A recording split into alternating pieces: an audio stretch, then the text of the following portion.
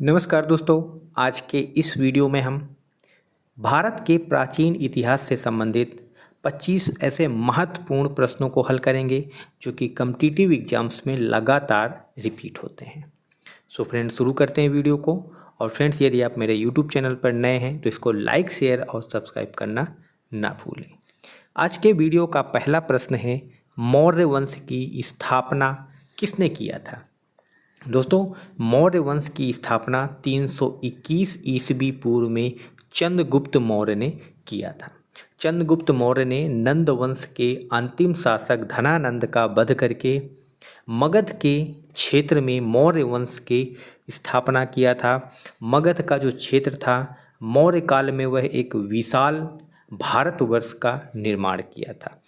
चंद्रगुप्त मौर्य के प्रधानमंत्री थे चाणक्य, जिन्होंने मौर्य वंश की स्थापना में चंद्रगुप्त मौर्य की सबसे ज़्यादा सहायता किया था। अगला प्रश्न है, इंडिका पुस्तक का लेखक कौन है? इंडिका प्राचीन इतिहास की सबसे महत्वपूर्ण पुस्तक है जिसको मेगस्थनीज ने लिखा था। इंडिका में मौर्यकालीन समाज का विस्तृत वर्णन किया गया है। मौर्यकालीन समाज का विस्तृत वर्णन किया गया है इंडिका पुस्तक में। अगला प्रश्न है, गौतम बुद्ध का जन्म कब हुआ था? दोस्तों, गौतम बुद्ध जिन्होंने बौद्ध धर्म की स्थापना किया था, जिनका जन्म 563 ईस्वी पूर्व में लुम्बिनी नामक जगह पर हुआ था। लुम्बिनी वर्तमान में नेपाल में है, जो कि भारत के उत्तर में भारत का पड़ोसी देश है। गौतम बुद्ध का जन्म 563 ईस्वी पूर्व में लुम्बिनी नामक जगह पर हुआ था। इनके पिता का नाम शुद्धोधन था, माता का नाम महामाया था। जन्म के कुछ समय पश्चात ही इनकी माता का निधन हो गया था। उसके पश्चात इनका पालन पोषण इनकी मौसी प्रजापति गौतमी ने किया था। 29 वर्ष की आयु में गौतम बुद्ध ने गृह त्याग कर दिया था और 6 वर्ष की कठोर तपस्या के पश्चात बोध गया नामक स्थान में, जो कि वर्तमान में बिहार में है, 35 वर्ष की आयु में इनको ज्ञान की प्राप्ति हुई थी। और उसके पश्चात गौतम बुद्ध ने अपना पहला उपदेश सारनाथ नामक जगह पर अपने 5 शिष्यों को दिया था, जिसको बौद्ध धर्म में धर्म चक्र प्रवर्तन की संज्ञा दी जाती है। अगला प्रश्न है, जैन धर्म की स्थापना किसने किया था? महावीर स्वामी ने। यह भी दोस्तों प्राचीन भारत के इतिहास में महान सामाजिक सुधारक महावीर स्वामी के द्वारा जैन धर्म की स्थापना की गई थी। अगला प्रश्न है, जैन तीर्थंकर के निवास स्थान को क्या कहा जाता है? जैन तीर्थंकर के जो निवास स्थान है उनको विहार कहा जाता है। उनको विहार कहा जाता है। जो जैन तीर्थंकरों के पूजा स्थल होते हैं उसको चैत्य कहा जाता है। वेरी मोस्ट इम्पॉर्टेंट क्वेश्चन है, एग्जाम्स में लगातार यह क्वेश्चन फ्रेंड्स रिपीट हुआ है। अगला प्रश्न है, कलिंग का युद्ध प्राचीन इतिहास का सबसे भयानक युद्ध हुआ था, जिसमें भीषण नरसंहार हुआ था।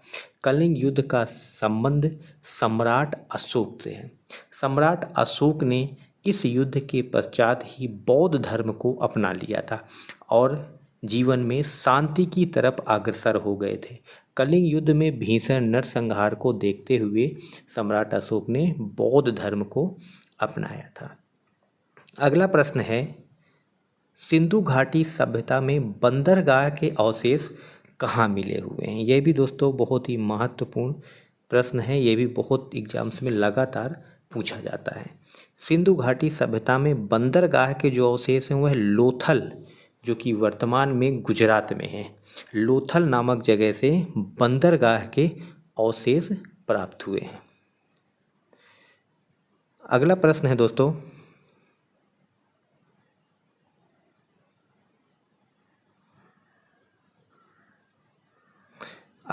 दोस्तों,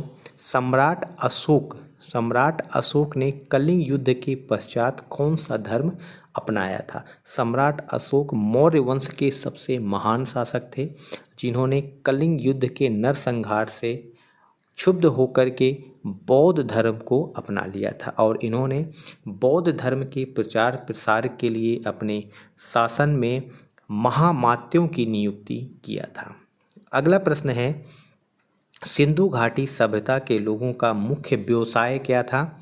दोस्तों, सिंधु घाटी सभ्यता के लोगों का मुख्य व्यवसाय कृषि, पशुपालन और व्यापार, यह तीनों ही व्यवसाय सिंधु घाटी सभ्यता के लोगों का था। नालंदा विश्वविद्यालय, नालंदा विश्वविद्यालय जिसका हाल ही में नवीनीकरण कराया गया है, नालंदा विश्वविद्यालय वर्तमान में बिहार में है, जिसकी स्थापना कुमार गुप्त ने किया था। यह प्राचीन भारत का सबसे बड़ा बौद्ध विश्वविद्यालय भी रहा है। अगला प्रश्न है, पाल, प्रतिहार, राष्ट्रकूट राजवंशों के मध्य जो त्रिपक्षीय संघर्ष था वह किस क्षेत्र में नियंत्रण के लिए था? तो कन्नौज के नियंत्रण के लिए था।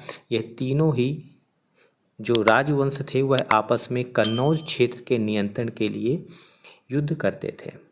विनय पिटक पुस्तक निम्नलिखित में से किससे संबंधित है? दोस्तों, इसमें बौद्ध संघ के नियमों का उल्लेख किया गया है। विनय पिटक क्या है? एक बौद्ध ग्रंथ है।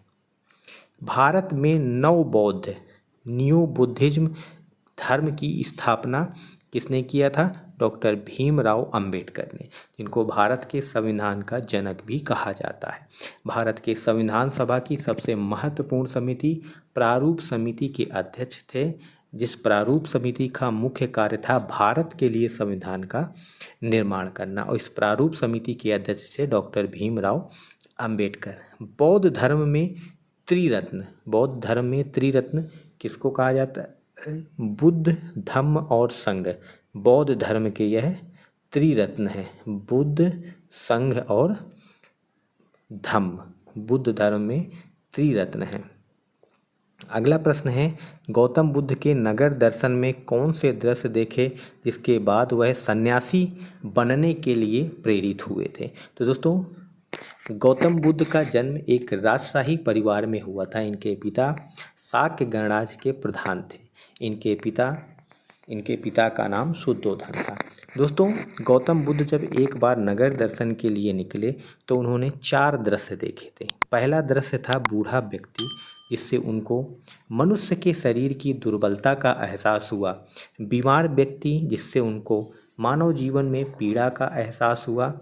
और शव देखा तीसरे दृश्य में, जिससे उनको जीवन के अंत का एहसास हुआ।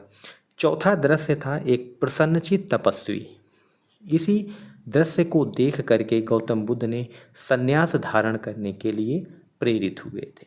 गौतम बुद्ध के द्वारा यह 4 दृश्य नगर दर्शन के दौरान देखे गए थे, और इनमें से 3 को देख करके गौतम बुद्ध ने अपने पहले उपदेश में 4 आर्य सत्यों का वर्णन किया था, और उनको प्राप्त करने के लिए अष्टांगिक मार्गों का रास्ता बताया था कि आप 4 आर्य सत्यों से छुटकारा पा सकते हैं अष्टांगिक मार्गों का पालन करते हुए, मोक्ष प्राप्त करके। सम्राट अशोक किस राजवंश से संबंधित थे? मौर्य वंश के महान शासक थे सम्राट अशोक। दिल्ली का लौह स्तंभ किसने बनवाया था? दोस्तों, दिल्ली का लौह स्तंभ चंद्रगुप्त मौर्य ने बनवाया था। Very very most important question है। भारत का स्वर्ण काल कहलाता है, भारत का स्वर्ण काल है गुप्त काल। गुप्त काल को भारत का स्वर्ण युग कहा जाता है। मुगल साम्राज्य की स्थापना किसने किया था? मुगल साम्राज्य की स्थापना बाबर ने किया था 1526 ईस्वी में। 1526 ईस्वी में पानीपत के प्रथम युद्ध में इब्राहिम लोदी को हरा करके बाबर ने भारत में मुगल साम्राज्य की नींव डाली थी। दिल्ली सल्तनत की स्थापना किसने किया था? कुतुबुद्दीन ऐबक ने। गुलाम वंश का शासक था भारत में 1206 ईस्वी में। कुतुबुद्दीन ऐबक ने गुलाम वंश की स्थापना किया, और दिल्ली सल्तनत का प्रथम शासक था कुतुबुद्दीन ऐबक। भारत पर 17 आक्रमण किसने किया था? मोहम्मद गजनवी ने। और सबसे महत्वपूर्ण आक्रमण 1027 ईस्वी में इसने गुजरात के सोमनाथ मंदिर पर आक्रमण किया था। अगला प्रश्न है, तराइन का युद्ध किसके मध्य हुआ था? तराइन के 2 युद्ध हुए थे दोस्तों, 1191 और 1192 ईस्वी में 2 युद्ध हुए थे और यह दोनों ही युद्ध पृथ्वीराज चौहान और मोहम्मद गोरी के मध्य हुए थे।